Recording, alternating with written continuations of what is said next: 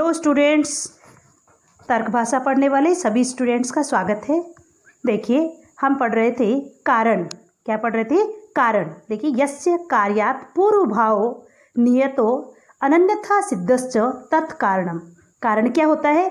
जिसकी कार्य से पहले, यस्य मीन्स जिसकी, कार्यात् कार्य से, पूर्व मीन्स पहले, भाव मीन्स उसका भाव, नियतो नियत मीन्स निश्चित होता है, ठीक है, और अनन्यथा सिद्ध जो दूसरी जगह सिद्ध न हो, तत्कारणम वह कारण कहलाता है। जैसे देखिए तंतु, तंतु पट का क्या है? कारण है। यस्य जिसकी, देखिए कार्य से पहले, जैसे पट कार्य है, पट क्या है? कार्य, और तंतु क्या है? कारण।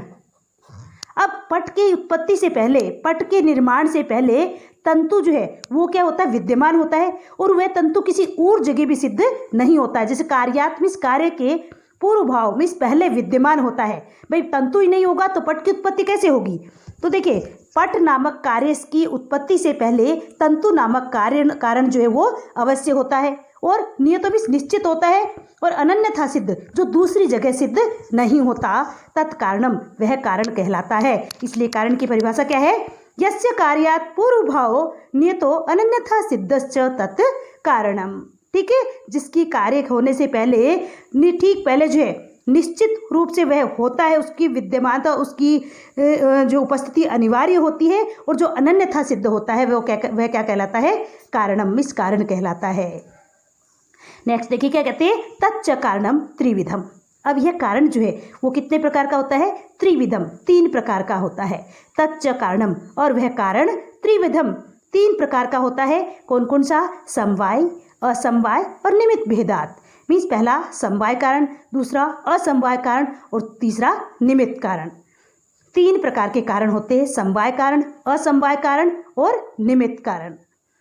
ठीक है, देखिए फर्स्ट आ जाता है हमारे समवाय कारण में। सबसे पहला कौन सा कारण है? समवाय कारण। कहते हैं यत संवेतम कार्यम उत्पद्यते, यत संवेतम कार्यम उत्पद्यते तत् समवाय कारणम। ये क्या कहते हैं कि यत संवेतम कार्यम उत्पद्यते तत् समवाय कारणम, जिसमें कार्य समवाय संबंध से रहता है। यत मीन्स जिसमें जो है कार्य मीन्स कार्य समवाय संबंध से उत्पन्न होता है, जिसमें कार्य समवाय संबंध से उत्पन्न होता है वह समवाय कारण होता है। जैसे तंतु पट का क्या है? समवाय कारण है। जैसे तंतु पट का समवाय कारण है, क्योंकि तंतुओं में ही पट समवाय संबंध से उत्पन्न होता है, तुरी आदि में नहीं। ठीक है, अब क्या कहते हैं? कहते हैं समवाय संबंध जो ये क्या होता है? कहते हैं समवाय संबंध वह होता है जिसमें दो का अयुत सिद्ध हो, मिस संबंध समवाय, अयुत सिद्ध संबंध जो है क्या कहलाता है? समवाय संबंध कहलाता है। अयुत सिद्ध संबंध किस किस का? तंतु और पट, इन दोनों का संबंध कैसा है? अयुत सिद्ध है। अयुत सिद्ध संबंध क्या कहलाता है? समवाय संबंध कहलाता है। अब कहते हैं कि अयुत सिद्ध क्या होता है? जब इसको एक्सप्लेन करने के लिए कहते हैं अयुत सिद्धि। देखिए कहते हैं ययो मध्य, जिन दो के बीच में, जैसे तंतु और पट, इन जिन दोनों के बीच में एकम एक भी अविनश्यत, अविनश्यत मीन्स न नष्ट हुए, बिना नष्ट हुए, पराश्रितमेव दूसरे पर आश्रित रहता है, अवतिष्ठित मीन्स स्थित रहता है, तब अयुत सिद्ध, वे दोनों क्या कहलाते हैं? अयुत सिद्ध। जैसे तंतु और पट जो है ये दो एक दूसरे के ऊपर जो है बिना नष्ट हुए, जैसे मान लो तंतु नष्ट हो गया तो पट की सत्ता नहीं रहती, और पट नष्ट हो गया तो तंतु की सत्ता नहीं रहेगी। ये दोनों जो है बिना नष्ट हुए एक दूसरे पर आश्रित है। तंतु है तो पट है, पट है तो तंतु है। तो जो दो चीज जो है एक दूसरे के ऊपर आश्रित रहती है और बिना नष्ट हुए एक दूसरे पर आश्रित रहती हुई स्थित रहती है, वो क्या कहलाती है? अयुत सिद्ध। अब देखिए इस अयुत सिद्ध को समझाने के लिए यहाँ पर 5 उदाहरण दिए गए हैं। किस प्रकार से? जिस प्रकार से अवयव अवयवी, अवयव अवयवी। अब देखिए अवयव किस पर आश्रित रहता है? अवयवी पर नष्ट उस पर आश्रित रहता है। अगर अवयव नष्ट हो जाए तो अवयवी भी नष्ट हो जाएगा। ये दोनों एक दूसरे पर आश्रित रहते हैं और बिना नष्ट हुए, ये दोनों बिना नष्ट हुए, अविनश्यत मीन्स बिना नष्ट हुए, बिना नष्ट हुए, इन दोनों में से जो है एक भी जो है बिना नष्ट हुए एक दूसरे पर दोनों ये क्या रहते हैं, आश्रित रहते हैं। इसलिए इसको क्या कहा गया है, अयुत सिद्ध। यहाँ पर अवयव और अवयवी ये दोनों क्या है, अयुत सिद्ध है। ठीक है। दूसरा देखिए गुण गुणी, गुण और गुणी, इसके उदाहरण के माध्यम से बताया। जैसे गुणी और गुण ये दोनों ही जो है एक दूसरे पर नष्ट न हुआ, इन दोनों में से जो है एक भी बिना नष्ट हुए ये दोनों एक दूसरे पर क्या रहते हैं, आश्रित रहते हैं। इसलिए इनको भी क्या कहा जाता है, अयुत सिद्ध कहा जाता है। कौन कौन सा, अवयव अवयवी, गुण गुणी, तीसरा है क्रिया क्रियावान। देखिए तीसरा एग्जाम्पल दिया गया है, उदाहरण जो है क्रिया क्रियावान, क्रिया क्रियावान, क्रिया और क्रियावान में जो करने वाला, जाति और व्यक्ति, जाति और व्यक्ति, और विशेष और नित्य द्रव्य, विशेष और नित्य द्रव्य। इन 5 उदाहरणों के माध्यम से इस अयुत सिद्ध को समझाया गया है। कहते जिस प्रकार से अवयव अवयवी, गुण गुणी, क्रिया क्रियावान, जाति व्यक्ति, विशेष नित्य द्रव्य, कहते ये पांचों जो है बिना नष्ट हुए एक दूसरे पर क्या रहते हैं, आश्रित रहते हैं। कहते यहाँ विनश्यता का अर्थ है विनाश की कारण सामग्री उपलब्ध हो जाना। अवयवी अविनश्यत अवस्था में अवयवों में आश्रित होकर ही रहता है। अब देखिए जबकि तुरी व पट का समवाय संबंध न होकर के क्या है, संयोग संबंध है। तुरी देखो, तंतु और पट इन दोनों का तो समवाय संबंध है, और तुरी और पट का क्या है, संयोग संबंध है, क्योंकि वे दोनों एक दूसरे के अयुत सिद्ध नहीं है। ऐसा नहीं है कि जैसे ये वस्त्र बन गया तो इसके अंदर तुरी रहती है, अगर तुरी नष्ट हो गई तो पट भी नष्ट हो जाएगा, ऐसा नहीं है। क्यों, क्योंकि उन दोनों का संबंध जो है वो क्या है, संयोग संबंध है। क्या है, संयोग संबंध है।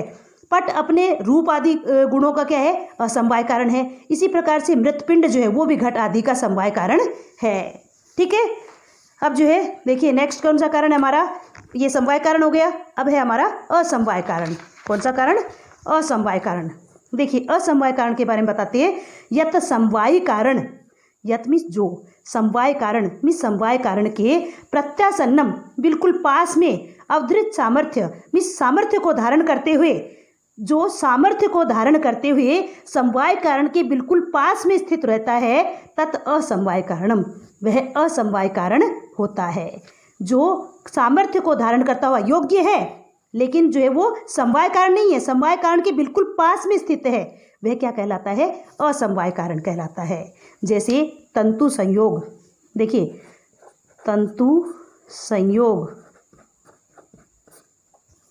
पट का क्या है, इन दोनों के बीच का संबंध क्या है, असमवाय कारण।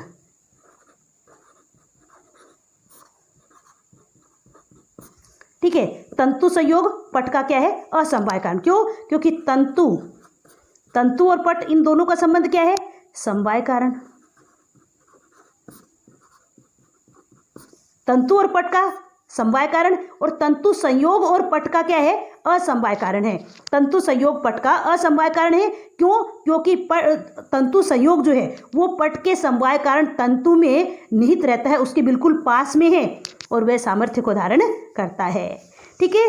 इसलिए जो है समवाय कारण के पास में है, और वह अनन्यथा सिद्ध जो है पूर्वभावी होने से पट के प्रति कारण भी है।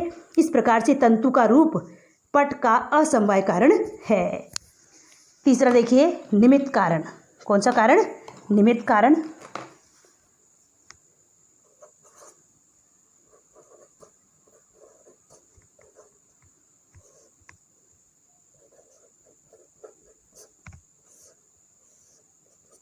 देखिए निमित्त कारण, देखिए जो न ही तो समवाय कारण है, नहीं तो क्या है, समवाय कारण है।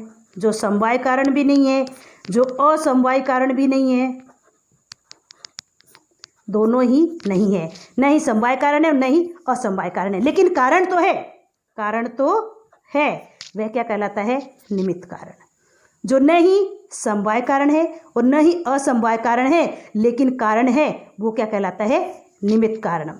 यत न समवाय कारणम न अपि असमवाय कारणम अथ च कारणम यथा वेम आदिकम, जैसे तुरी वेम आदि, जैसे वेम आदि, वेम तुरी वेम आदि पट के क्या है, ये पट के जो है निमित्त कारण है। तुरी और वेम आदि पट के क्या है, निमित्त कारण है। क्यों? क्योंकि वे नहीं तो समवाय कारण है और नहीं असमवाय कारण है। नहीं तो वे पट में समवाय संबंध से अयुच्छिद्य भाव से रहते हैं और नहीं वो उसके पट के समवाय कारण तंतु के पास में विद्यमान रहते हैं, बल्कि कारण तो है, तुरी और वेम कारण तो है, लेकिन नहीं तो वो समवाय कारण है और नहीं असमवाय कारण है। वो कौन से कहलाते हैं? निमित्त कारण। कौन से कहलाते हैं? निमित्त कारण। इसलिए क्या कहते हैं कि जो नहीं तो समवाय कारण हो और नहीं असमवाय कारण हो वह निमित्त कारण होता है। जैसे तुरी वेम आदि पट के निमित्त कारण होते हैं। ठीक है, ये 3 प्रकार के कारण जो है, समवाय कारण, असमवाय कारण और निमित्त कारण जो है, ये केवल भाव पदार्थों का ही हुआ करता है। अभाव का तो केवल निमित्त कारण ही होता है। ठीक है, क्योंकि अभाव का जो है कहीं भी समवाय संबंध नहीं होता। समवाय तो जो है भाव पदार्थों का ही धर्म होता है। इस प्रकार से ये तीनों संबंध यानी तीनों कारण जो है मैंने यहाँ पर एक्सप्लेन कर दिए हैं। देखिए, अगर ये आपको अच्छी प्रकार से समझ में आ गई हो वीडियो को तो लाइक करें, सब्सक्राइब करें अपने चैनल को, ताकि आगे की वीडियो आपको फटाफट से मिलती रहे। और अगर इसमें कुछ समझ में नहीं आया हो या अच्छे से समझ में आया हो तो भी आप कमेंट बॉक्स में अवश्य ही लिखें। वीडियो देखने के लिए बहुत बहुत धन्यवाद।